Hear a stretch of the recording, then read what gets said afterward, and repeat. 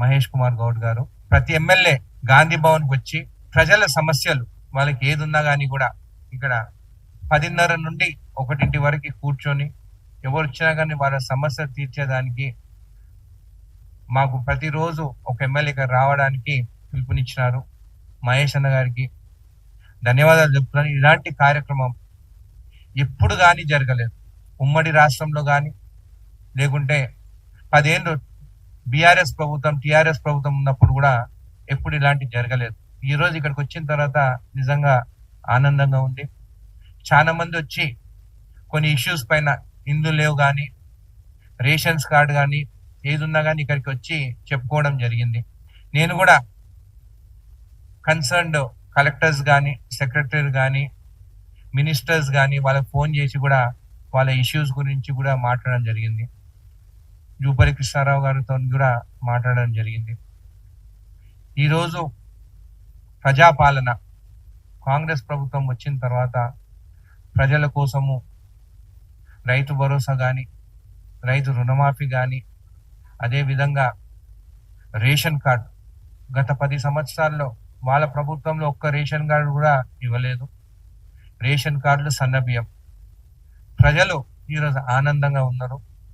వాళ్ళు ఏ గ్రామానికి పోయినా కానీ కూడా మాకు ఇంత మంచి ప్రభుత్వం ఎక్కడ చూడలేదు, గత 10 సంవత్సరాల్లో పింక్ కండువ వేసుకుంటేనే మీకు ఇండ్లు కానీ, మీకు ఇండ్లు ఇస్తామని చెప్పేసి ఎలక్షన్ల ముందు వాళ్ళతోని పేర్లు తీసుకొని ఎలక్షన్ అయిపోగానే మళ్ళీ మీకు ఇండ్లు లేవు, ఏం లేవు, మళ్ళీ వచ్చే ఎలక్షన్స్ అని మాట్లాడేది.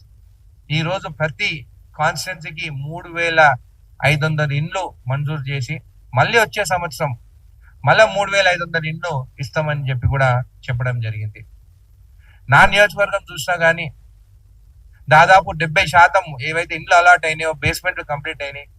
దాంట్లో ఇమీడియట్ గా వాళ్ళ అకౌంట్లోనే ₹1,00,000 కూడా వాళ్ళ అకౌంట్ లో కూడా పడుతున్నాయి అని చెప్పి కూడా మీకు తెలియజేస్తున్నాను. ఈ రోజు ఇక్కడ చూస్తే గాంధీ భవన్ లో నిజంగా ఒక పండగ వాతావరణం లాగా ఉందండి మన ప్రభుత్వంలో అని చెప్పి కూడా మీకు తెలియజేస్తూ ధన్యవాదాలు.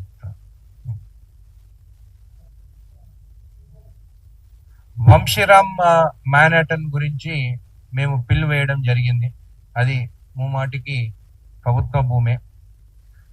పిల్లు వేసిన తర్వాత చీఫ్ జస్టిస్ గారు మళ్ళీ అప్లికేషన్స్ పంపమని చెప్పి కూడా మాకు ఆదేశాలు ఇవ్వడం జరిగింది.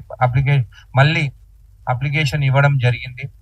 దాని తర్వాత థర్డ్ పార్టీకి, ప్రైవేట్ పార్టీస్ కి నోటీసు కూడా ఇవ్వమని కూడా చెప్పడం జరిగింది. అవి కూడా ఇచ్చినామని చెప్పి కూడా తెలియజేస్తుంది. దాని తర్వాత చీఫ్ జస్టిస్ చేంజ్ అయినారు, కొత్త చీఫ్ జస్టిస్ రావడం జరిగింది. అందుకే ఈ 2 వీక్స్ నుంచి ఇంకా బెంచ్ మీదకి మా కేసు రాలేదు. వచ్చే వారం కూడా మా బెంచ్ మీదకి మా కేసు వస్తుందని చెప్పి కూడా మీకు తెలియజేస్తున్నాను.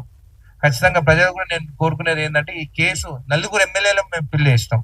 ఎప్పుడైనా కానీ రూలింగ్ పార్టీలా పిల్లు వేయరు, కానీ మేము పిల్లు వేస్తాము. కొంతమంది ఏమనుకుంటారు, ఎమ్మెల్యేలు వచ్చి పొద్దున మాట్లాడి సాయంత్రం ఏమన్నా లావాదేవీలు చేస్తారని చెప్పేసి కూడా కొంతమంది అనుకుంటారు. ఇది ఇక్కడ అట్లా జరగదు. ఎందుకంటే నేను ఒక విషయం గురించి కొట్లాడానంటే ఖచ్చితంగా గెలుపా ఓటమా అనేది అది తర్వాత సంగతి, ఖచ్చితంగా నేను కొట్లాడతానని చెప్పి కూడా మీకు తెలియజేస్తున్నాను. ఈ భూమి కాజాగోట భూమి, ఇది గవర్నమెంట్ భూమి. 1952 నుండి 1975-76 వరకు ఇది సర్కారీ భూమి అనే రాసి ఉండేది. ఈ భూమిని గత ప్రభుత్వంలో అంటే బీఆర్ఎస్ ప్రభుత్వంలో అప్పుడున్న కలెక్టర్, ఆర్ఆర్ డిస్ట్రిక్ట్ కలెక్టర్ దానికి క్లియరెన్స్ ఇవ్వడం జరిగింది.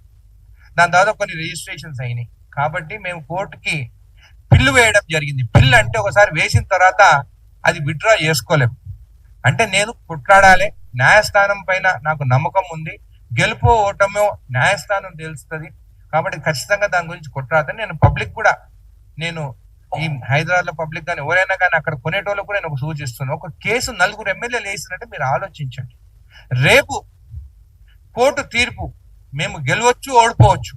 మేము గెలిస్తే అది ఖచ్చితంగా గవర్నమెంట్ భూమిగా వస్తుంది, అది గవర్నమెంట్కి వస్తుంది. కాబట్టి మీరు ఎవరైనా మీరు దాంట్లో కొంటే రేపు ఒకవేళ మేము గెలిచిన తర్వాత ఈ బిల్డర్స్ అందరు ఏం చేస్తారంటే, కోర్టులో ఓడిపోతే మేము కోర్టులో ఓడిపోయినామని చెప్పేసి మీకు పైసలు కూడా ఇవ్వకుండా ఎగరగొడతారని చెప్పి కూడా మీకు తెలియదు. కాబట్టి కోర్టు తీర్పు కోసము మీరు వెయిట్ చేయండి. దాని తర్వాత ఒకవేళ కోర్టు వాళ్ళు గెలిస్తే మీరు కొనండి, నేను కాదంటలేదు. కానీ మేం గెలిస్తే అది గవర్నమెంట్ భూమి అవుతుంది, మీరు మోసపోకండి.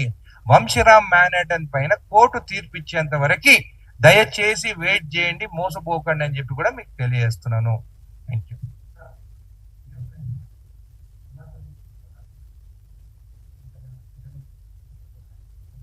క్రమశిక్షణ కమిటీ మల్లు రవి గారు, మీరు ఆయన ఈ క్వశ్చన్ అడిగితే ఆయన ఆన్సర్ చేయగలుగుతారు, నేను కాదు. అందుకే అదే అంటున్నాను, క్రమశిక్ష గురించి ఏదైనా ఉంటే మల్లు రవి గారి గురించి మాట్లాడండి, ఆయన సీనియర్ నాయకుడు, మల్లు రవి గారు ఆన్సర్ ఇస్తారు.